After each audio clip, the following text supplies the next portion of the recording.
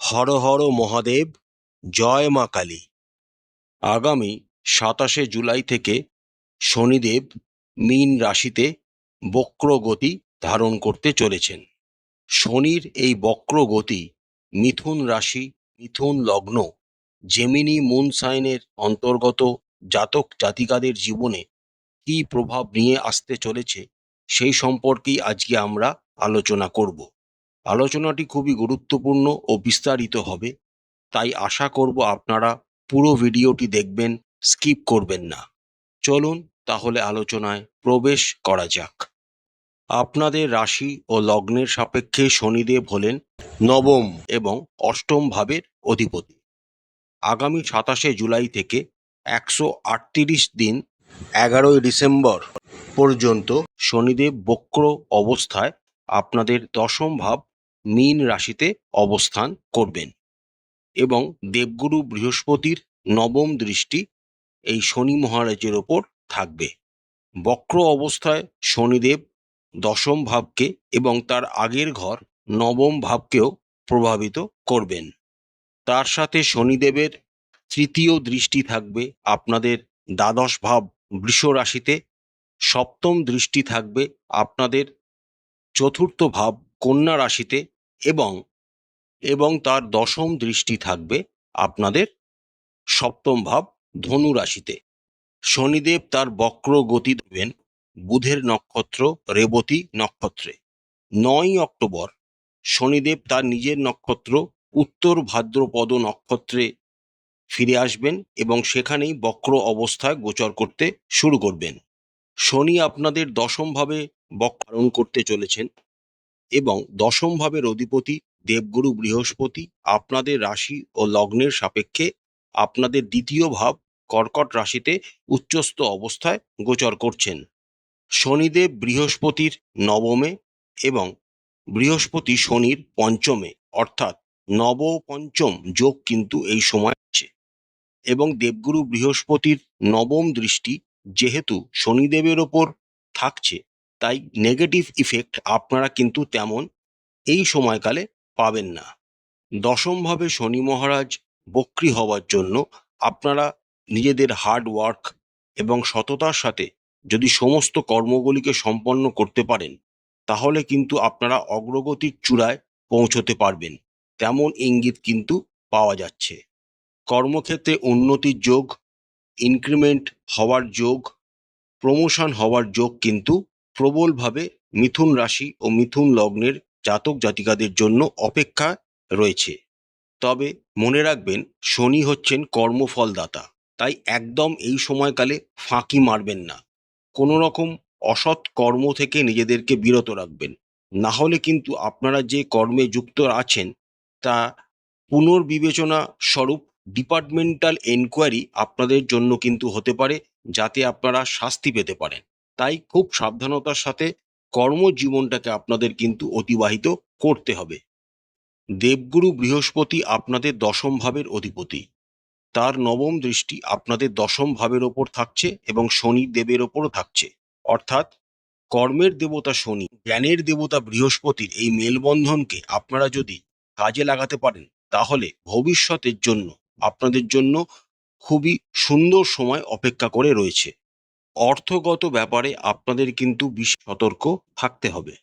এই সময়কালে আপনারা কাউকে টাকা পয়সা ধার দেবেন না। জুয়া, লটারি ইত্যাদি জাতীয় কর্মকাণ্ড থেকে নিজেদেরকে দূরে রাখার চেষ্টা করবেন। কোনো লাক্সারিয়াস আইটেম কেনার শখ এই সময় আপনাদের মনে পড়ে, তবে সেখান থেকে বিরত থাকাই উচিত হবে।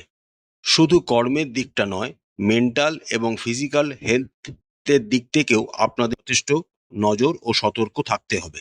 করবেন এই সময় আপনারা বিভিন্ন রকম ক্রিয়াকলাপ, যেমন ধ্যান, প্রাণায়াম, যোগব্যায়াম, মর্নিং ওয়াক ইত্যাদি ক্রিয়াকলাপের মাধ্যমে নিজেদেরকে সুস্থ এবং ফিট রাখার।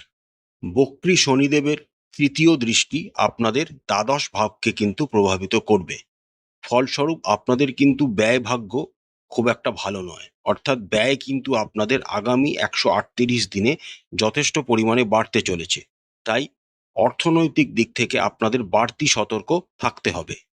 একটা বাজেট করে চলুন, না হলে কিন্তু অর্থ আপনাদের হাতের নাগাল থেকে বেরিয়ে যাওয়ার প্রবল ইঙ্গিত পাওয়া যাচ্ছে। এর একটা অনুকূল দিকও আছে। যেহেতু দ্বিতীয়ভাবে বৃহস্পতি এক্সল্টেড অবস্থায় গোচর করছেন, আপনারা অর্থ সঞ্চয় করতেও পারবেন, কিন্তু সেই অর্থ যাতে সততার সাথে রোজগার করা হয়, এটা মাথায় রাখতে হবে। অসৎ উপায়ে উপার্জিত অর্থ আপনারা কিন্তু ধরে রাখতে পারবেন না। শনি মহারাজের সপ্তম দৃষ্টি আপনাদের চতুর্থ ভাবের ওপর থাকবে। তাই যাদের ব্লাড প্রেশার, হাইপার টেনশন ইত্যাদি জাতীয় কোনো সমস্যা আছে, তারা একটু বাড়তি সতর্ক থাকবেন। এছাড়া শরীরে আয়রন ও ক্যালসিয়াম জনিত ঘাটতির সমস্যাও আপনাদের জীবনে চলে আসতে, তাই সতর্ক থাকাই উচিত হবে। তার সাথে আপনাদের নিজেদের মায়ের শরীর স্বাস্থ্যের ওপরও নজর রাখতে হবে। জমি, বাড়ি, গাড়ি ইত্যাদি ক্রয় করা থেকে এখন দূরে থাকাই উচিত হবে। যে সমস্ত মিথুন রাশি ও মিথুন লগ্নের জাতক জাতিকারা দ্বিতীয় সন্তান ধারণ করেন, তাদেরও একটু সাবধানতা অবলম্বন করে এগোতে হবে। যে কোনো ধরনের আইনি জটিলতা থেকে দূরে থাকার চেষ্টা করুন। যদি আপনাদের কোনো কোর্ট কেস বা আদালতে কোনো মামলা চলে, তাহলে সেটা আদালতের বাইরে মিটিয়ে নেওয়ার চেষ্টা করুন। এতে আপনাদের উপকার হবে। যারা ব্যবসায় যুক্ত রয়েছেন, তারা কনসিস্টেন্সি বজায় রাখুন। তাড়াহুড়ো করে হঠকারিতার মাধ্যমে কোনো রকম সিদ্ধান্ত কিন্তু গ্রহণ করবেন না। যারা বিবাহিত, তারা নিজেদের জীবনসঙ্গীর সাথে কোনো রকম তর্ক বিতর্কে এই সময় জড়াবেন না। চেষ্টা করবেন সাধারণভাবে, সতর্কভাবে নিজেদের দাম্পত্য জীবনকে এগিয়ে নিয়ে যাওয়ার। যেহেতু শনিদেবের দশম দৃষ্টি আপনাদের সপ্তম ভাবকেও প্রভাবিত করছে, তাই দাম্পত্য জীবন নিয়ে সতর্ক থাকতে হবে। বিশেষ করে জীবনসঙ্গীর হাড়ের কোনো ব্যথা, পায়ের কোনো ব্যথা, ফুসফুসের কোনো সংক্রমণ তাদের কিন্তু অসুবিধায় ফেলতে পারে। তাই সতর্ক থাকবেন এবং তাদের সতর্ক থাকতে বলবেন। দশম ভাবে অবস্থিত বক্রী শনি আপনাদের আগের ঘর অর্থাৎ নবম ভাবকেও কিন্তু প্রভাবিত করবেন। আর আপনাদের ভাগ্যভাবে রাহু অবস্থান করছেন, এবং শনি ও রাহুর শ্রাপিত দোষ কিন্তু আপনাদের ভাগ্যভাবে তৈরি হবে। আপনাদের এগেনস্ট সময় কিন্তু কোনো রকম ব্ল্যাক ম্যাজিক, তুকতাক ইত্যাদি করা হতে পারে। তাই খুব সতর্ক থাকবেন। যে সমস্ত মিথুন রাশি ও মিথুন লগ্নের জাতক জাতিকারা হায়ার স্টাডিজে যুক্ত রয়েছেন, তারা একদম সময়ের অবহেলা করবেন না। এবং যারা এইচএস বা মাধ্যমিকের মতো পরীক্ষার জন্য প্রস্তুতি নিচ্ছেন, তারা কিন্তু এখন থেকেই ভবিষ্যতে কি কর্মে আপনারা যুক্ত হতে চাইছেন তার জন্য কাউন্সেলিং শুরু করতে পারেন। সময়টা অনুকূল। পিতার শরীর স্বাস্থ্যের দিকে আপনাদের কিন্তু বিশেষ নজর দিতে হবে। পিতার কোনো রকম পড়ে চোট আঘাত লাগার যোগ কিন্তু পাওয়া যাচ্ছে, এবং তাতে রক্তপাতও হতে পারে। যে সমস্ত মিথুন রাশি ও মিথুন লগ্নের জাতক জাতিকারা এখনো বেকার রয়েছেন, তাদের জীবনে নতুন কর্মপ্রাপ্তির যোগ কিন্তু পাওয়া যাচ্ছে। এছাড়া বড় ধরনের কোনো ভ্রমণ যোগও আপনাদের জীবনে এই সময় চলে আসতে পারে।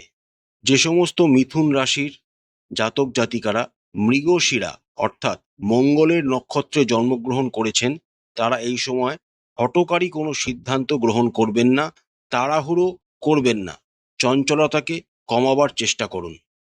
সবসময় পরিকল্পনা করে এগোবেন।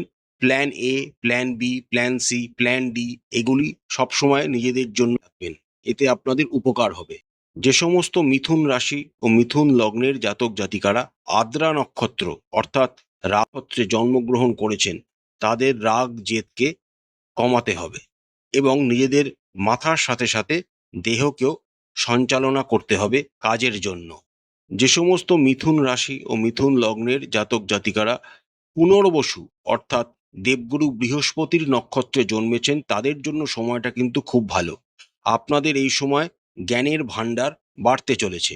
তার সাথে আপনারা ভবিষ্যতে বড় ধরনের কোনো কাজ করার ক্ষেত্রে এখনই কোনো ফাউন্ডেশন তৈরি শুরু করতে পারেন। সময়টা কিন্তু অনুকূল।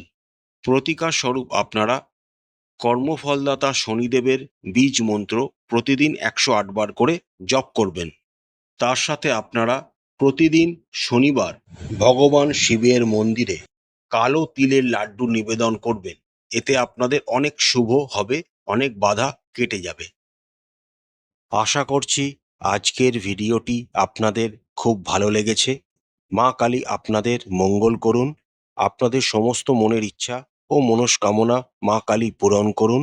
আমাদের চ্যানেলের কন্টেন্ট যদি ভালো লাগে তাহলে অবশ্যই চ্যানেলটিকে লাইক করবেন, শেয়ার করবেন, সাবস্ক্রাইব করে আমাদের চ্যানেলটির পাশে থাকবেন। হর হর মহাদেব, জয় মা কালী, নমস্কার।